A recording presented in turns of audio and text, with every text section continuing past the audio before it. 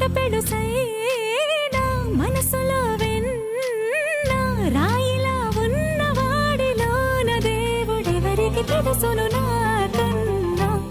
చూసేకి అగ్గిరవ్వ మాదిరే ఉంటాడే నా సావే